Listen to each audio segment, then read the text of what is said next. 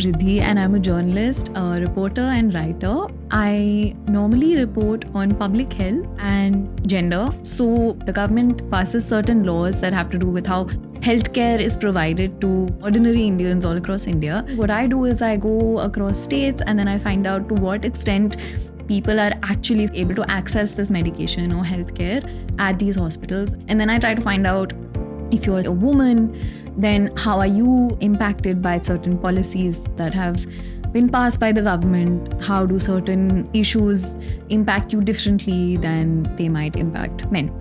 The most obvious way in which STEM has played out in my field over the last few years has been the presence of video cameras and smartphone cameras that have proliferated. So one of the places I work with is a media house located in the villages of Uttar Pradesh, Khabar Lahariya, and I work with a team of reporters who report from these villages. Instead of needing a huge camera crew or someone to go with them, these women just step out with their smartphone in hand, and through that they're able to go into government offices, they're able to speak to police officers, they're able to speak to ordinary citizens. And another way in which this plays a role is when I'm putting out a piece of writing, I'm also creating a social media strategy. We look at the analytics behind the scenes to determine what is the strategy we should use. So as a reporter, I really have to use the critical skills of argumentation, so building a proper argument for whatever I'm writing, and of data-driven decision making. You are, as a reporter, hit with so much detail that you really have to draw a bigger picture out of this. You also really need to collaborate with editors, have to collaborate with different NGOs,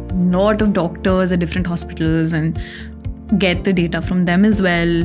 And other than that, obviously, like as a reporter, you need your eyes and ears open so that you can kind of observe the scene around. Everything is important in some way or the other, because later on you decide how it will fit into your description and flesh out the story so that, someone reading it can get a sense of what you saw that day, right? You have to really make it come alive.